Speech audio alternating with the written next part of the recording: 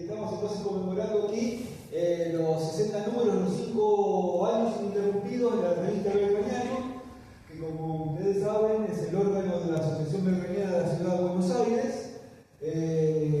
Desde que creamos la asociación, ya hace 6 años, el 2 de abril del 2019, uno de nuestros objetivos principales era tener un órgano de publicación, una revista, donde pudiéramos transmitir todas nuestras actividades, todo lo que estábamos haciendo, investigando, todos nuestros trabajos. Y bueno, cuando en el 2020, la pandemia, ustedes habrán visto, porque también les habrá pasado, por el tema de todo lo digital, todo lo virtual, y eso fue una gran ayuda para nosotros, porque en el primer momento habíamos pasado en una revista papel, y entonces está el problema de la publicación, de la impresión, de la diagramación, y con la parte digital, con la técnica virtual, todo eso se nos simplificó bastante. Entonces empezamos esta revista en agosto del 2020, justo el año del bicentenario del fallecimiento de Manuel Belgrano, 250 años de su nacimiento, un año muy especial para todos los belgranianos. Teníamos previstas grandes celebraciones, actos, que lamentablemente a causa de la pandemia todo eso debió cancelarse. Tuvimos que hacer todas videoconferencias, Zoom, bueno, como les habrá pasado a todos, ¿no es cierto? Y entonces la revista también un poco intentó cubrir ese problema. Es así que en diciembre del 2020 hicimos un número especial para conmemorar ese año, con la participación de muchos institutos. Bueno, acá la tipografía ha quedado muy pequeña, pero tuvimos a los principales institutos nacionales, tuvimos representaciones de las distintas universidades, del ejército, de la colectividad italiana, que se hizo muy fuerte y muy presente. Nosotros siempre trabajamos desde hace muchos años con la colectividad italiana, porque nuestros lazos con Manuel Belgrano vienen por ese lado.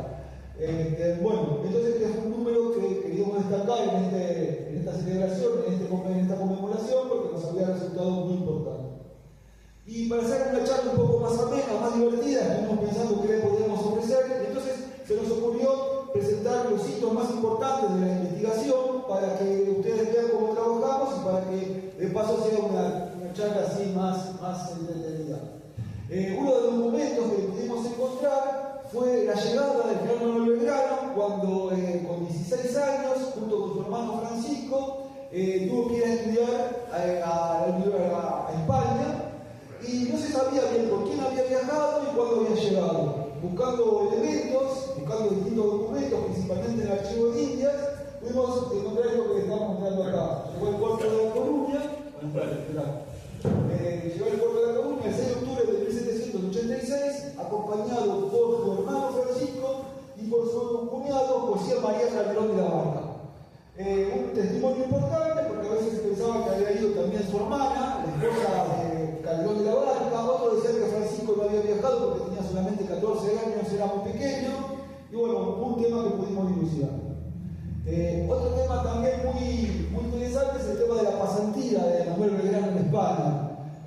Un tema que nos dio muchas satisfacciones, porque él trabajó para poder graduarse, tenía que hacer una pasantía, y trabajó con 2 abogados, el licenciado Clemente y el licenciado Rojo.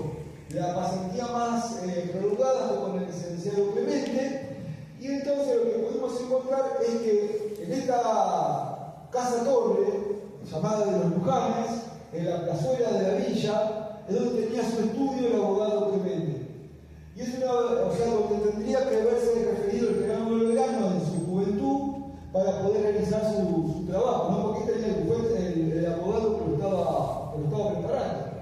Es el edificio civil más antiguo de Madrid, y tiene una historia muy interesante. En su torre estuvo un observatorio astronómico, después, posteriormente, a los estudios de Belgrano, y bueno, lo que está al costado del ayuntamiento. En las arcadas del ayuntamiento se reunía la sociedad martitense, que ya nos vamos a referir a ella. O sea que, si de acuerdo a los datos que obtuvimos, es muy interesante el lugar donde realizó su pasantía el general Belgrano.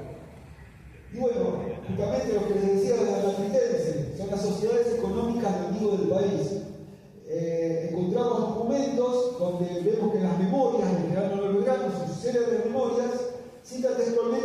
del conde de Capomanes. También, cuando hace la donación a la Biblioteca Nacional, hace 3 donaciones, la tercera donación figuran unos libros de Celser. Encontramos los datos cuando Belgrano se presentó como suscriptor, cuando estaba radicado en España, de las obras de Celso. Y Celso, junto con Jovellanos y Nifo, eran importantes representantes de la sociedad madridense, que era la Sociedad Económica de Madrid. Así que todo como que se va cerrando y podemos entender la formación liberal, la formación que tenía el joven Manuel Belgrano, que luego tuvo tanta importancia aquí en Buenos Aires. También trabajamos bastante con las actividades del padre Manuel Belgrano. Encontramos documentos inéditos sobre la difícil tarea, el difícil trabajo que tuvo para obtener su ciudadanía. Ustedes saben que no era fácil hacerse ciudadano español en aquellos tiempos. Les demoró 7 años conseguirlo. Y encontramos el testimonio que está acá abajo a la izquierda, donde figura cuando tuvo las primeras escrituras de sus casas. Porque él tenía que demostrar, como pasa ahora en muchos países, que tiene cierta solvencia para poder ser considerado ciudadano, ¿no? Para poder sacar la brinca de aquellos tiempos. Entonces, para poder tener la ciudadanía española, había dicho que tenía 2 propiedades, y acá figuran los años en que se escrituraban. Esos testimonios después fueron muy útiles para poder hacer el trabajo sobre la casa de Manuel Belgrano, en la que se encuentra al lado del convento de Santo Domingo, porque ahí figuran las fechas de escrituración. Bueno, también sobre la actuación del padre Manuel Belgrano en el Cabildo de Buenos Aires. Estuvimos estudiando las actas del distinguido Cabildo de Buenos Aires. Durante 2 años él trabajó como síndicos procurador general, y si uno ve las iniciativas que tuvo, ve que son muy similares a muchas iniciativas que después tendría Manuel Belgrano. Por ejemplo, poner una escuela para las niñas. El padre de Belgrano se ocupó de eso. Estandarizarlos en el tamaño de los ladrillos. Belgrano también siempre buscaba, por ejemplo, él buscaba estandarizar los tejidos que venían del Alto Perú para poder exportarlos con mayores ventajas al viejo continente. Y bueno, muchas iniciativas del padre de Manuel Belgrano después las vemos reflejadas en su hijo. Ese es el 1782. Justamente como sítaco del Cabildo, fue portaestandarte en la ceremonia San Martín de Tours, que es el patrono de la ciudad de Buenos Aires.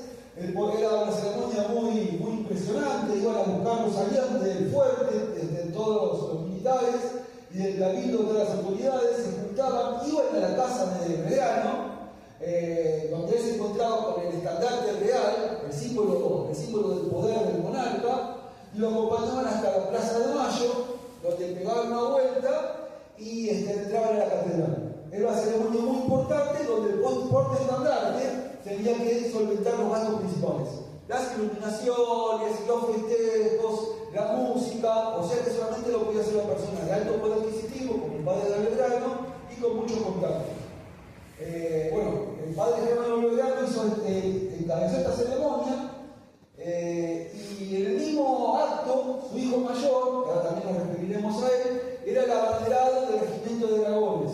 O sea, fíjense cómo el general Belgrano también estaba influenciado por el tema de las banderas, porque él era un muchacho de 12 años, pero veía al padre como la figura principal llevando la bandera real, y a su hermano llevando la bandera del regimiento de dragones, y seguramente esas cosas influyeron en su mente juvenil. Y bueno, y acá está, el viaje de su hermano mayor, Carlos Belgrano. Para poder realizar el viaje a España era necesario tener autorización. Y entonces el padre de Carlos Belgrano, en ese año, que justo dejaba el cabildo, su autoridad del cabildo, pidió una autorización especial.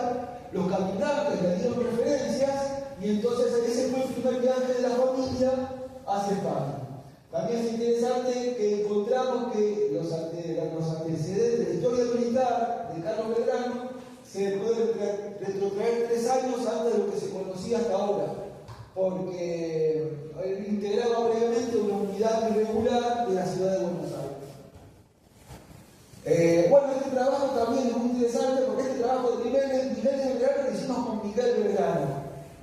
Miguel Belgrano es el primo del presidente del ahora INDA, del Instituto Bolivariano de la República Argentina, el antiguo Instituto Nacional Bolivariano, y junto con su hermana María Luz tenían en el casco de la estancia la Blanca Chica, la Blanca Grande, que también había sido de Pedro Rosas y Belgrano, el hijo de Belgrano, fue vendida ahora después fue para la familia Fortabat, ¿no es cierto? Toda una historia ahí de.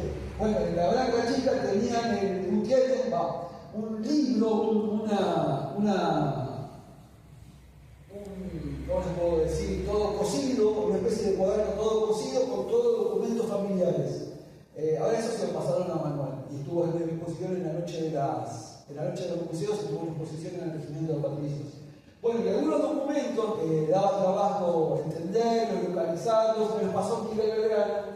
Entre ellos este documento que cuenta que el primer rector del Colegio de Ciencias Morales fue Miguel Belgrano. Él está muy poco tiempo, porque después se fue y al poco tiempo falleció. Eso fue en 1829 sobre Belgrano.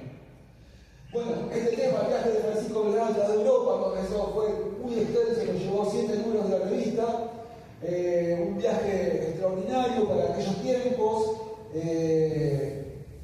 Salió de Madrid y hace el recorrido, o sea, recorre en plena efervescencia de la Revolución Francesa, recorre prácticamente toda Francia, pasa por París en momentos críticos, vive un montón de escenas, en particular, por ejemplo, el desfile que se ve a la izquierda, que fue un reconocimiento a unos soldados suizos que fueron asesinados por los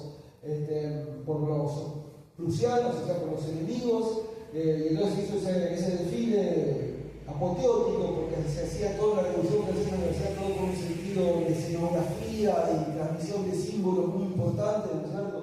Y bueno, tuve la ocasión de ver esos desfiles, y bueno, conseguimos a través de los medios, una antigua publicación, el primer número de los anales del Instituto Nacional Bolivariano, y después una publicación de la revista de Hechos, pudimos reconstruir con esos documentos toda esta conmemoración y bueno, todo este viaje que hizo Francisco Belgrano junto a Ignacio Ramos Villamil, otro cuñado de Manuel Belgrano. Es interesante también que se terminan encontrando en Santander, y en Santander también estaba Carlos Belgrano, porque en ese momento coexistían en España, Manuel Belgrano, Carlos Belgrano y Francisco. O sea, 3 hermanos viviendo simultáneamente. Después, cuando Manuel Belgrano se va Miguel Belgrano. O sea que encontramos en la península ibérica a 4 hermanos Belgrano. Con lo que les decía al principio, nos ocupamos mucho de las redes italianas.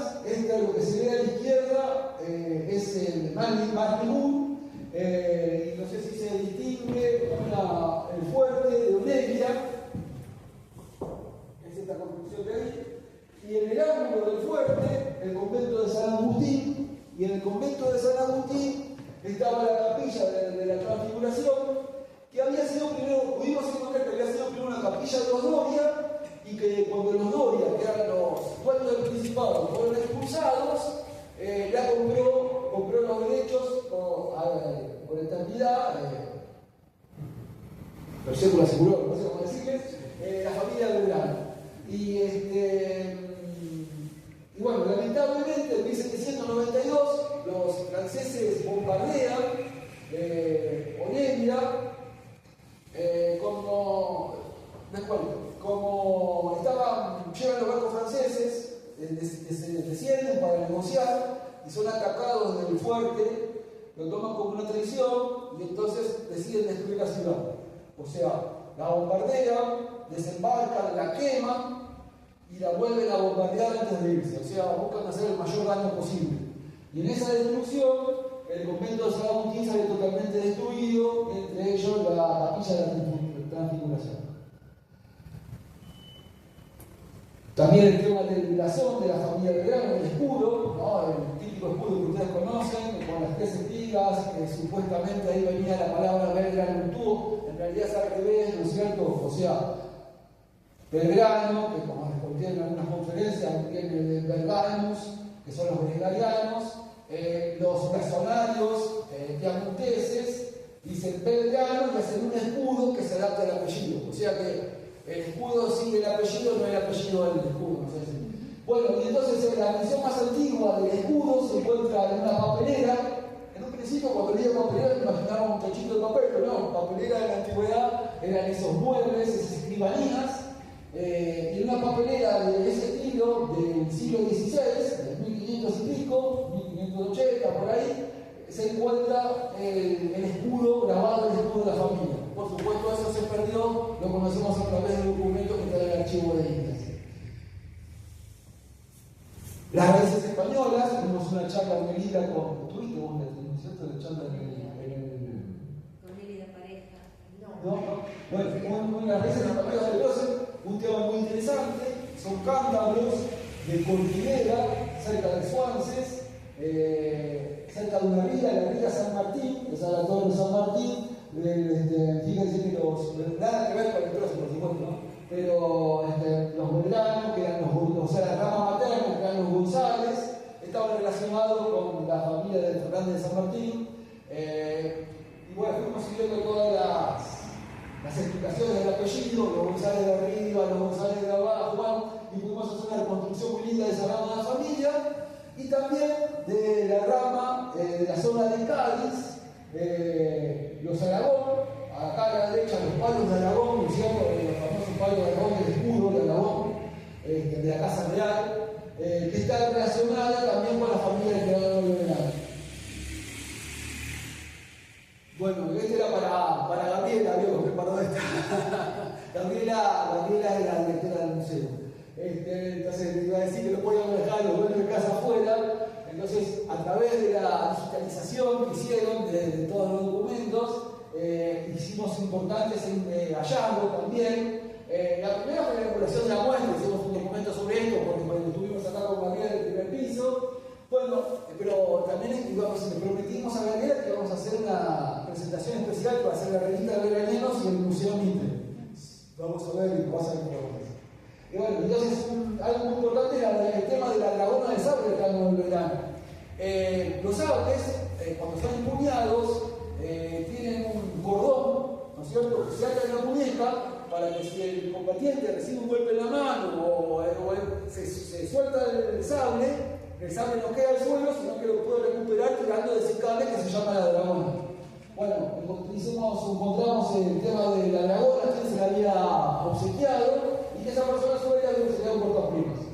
Encontramos un segundo bando del Éxodo, muy interesante también, según nos contaron, no lo conocían ni siquiera las autoridades de importantes institutos, y bueno, oradores del Plan Mitre de la batalla de Tucumán y Salta. Ya tenemos en carpeta algunas investigaciones más en base a la digitalización que han hecho ustedes, así que aprovechamos para agradecerles nuevamente el trabajo.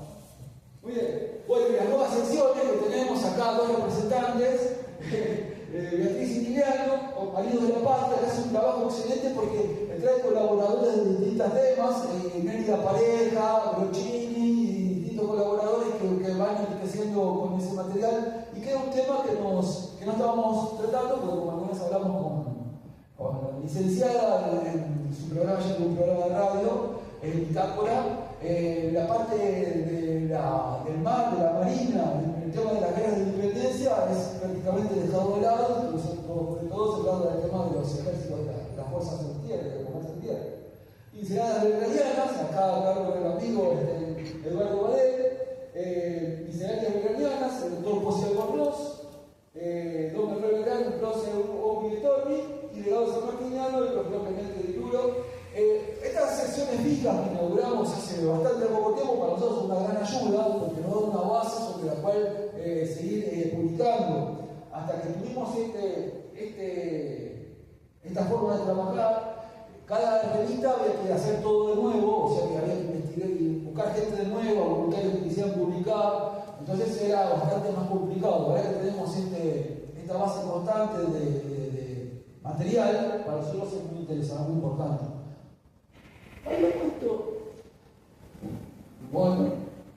Había puesto también, no sé qué pasó, una diapositiva sobre los homenajes a Belgrano en el exterior, y había puesto una foto de la señora Gaby Curtis, con el que tenía un turbante en Connecticut, desde los puertos ya no está, en el Connecticut, un aporte acá del amigo Bader, se hizo un homenaje al general Belgrano de la Argentina, de un ciudadano norteamericano que había estado, que era amigo de Belgrano y había hecho una fortuna acá, y entonces su esposa tenía un turbante celeste y blanco, y eso era un símbolo de la bandera argentina. No sé, hacia ahora. No la pasé, ¿no? Bueno, entonces a través de los 5 años tenemos la suerte de haber recibido muchos reconocimientos. Acá pueden ver algunos. Lo que más, aparte de las menciones, lo que me gusta mucho es las redes. Son muy importantes el tema digital, las redes, porque integrando esas redes la revista tiene más alcance, conocida más. Y bueno, un homenaje también que nos pone muy contentos es el premio que da Manuel Belgrano. Bueno, y eso es todo lo que les quería contar de la revista Belgranianos. Seguimos trabajando, esperemos que por mucho tiempo más. Eso no depende solamente de nosotros. Pero bueno, siempre tratando de buscar material inédito y cosas nuevas. Un tema que también queremos hacer es relacionarnos con los colegios. Sacar algo así, una sección Belgranitos, algo por el estilo, para que también los chicos puedan participar en la revista. Es difícil porque comprometer a los maestros a veces es complicado, pero bueno, pienso que vamos a poder sacarlo adelante, con la petiza vamos a poder sacarlo adelante. Y también habría que sacar una revista en formato PDF con artículos separados para que pudiera buscarse por autor y pudiera estar, por ejemplo, en Google Scholar y esas cosas. Y bueno, tenemos muchos proyectos, así que esperamos poder seguir adelante y ofreciéndoles siempre cosas nuevas y contando siempre con su colaboración, que para nosotros es muy importante. Así que, y todo, bueno, por supuesto, todos los invitamos para participar en la revista con todo lo que quieran, todo trabajo belgraniano, puede ser material gráfico, puede ser actos, puede ser, por supuesto, investigaciones. Todo trabajo de temas belgranianos es bienvenido y tiene un buen revista. Y la sección sanmartiniana. Ah, sí. Y tenemos también, también la sección, o sea, tenemos Marino de Patria, que sería la sección relativa a esas cosas del mar, y la sección sanmartiniana, donde está también temas de Gran Belgrano. Y por supuesto, yo de Gran San Martín. Y si aparecen cosas que yo, por ejemplo, del camino de la Revolución de Mayo, sí, la revista está abierta a nuevas iniciativas. Sí. Bueno, eso es todo, así que les agradezco muchísimo nuevamente su presencia y bueno, vamos a seguir trabajando en esta revista, esperamos siempre contar con ustedes como lectores y como compañeros de lugar. Muchísimas gracias.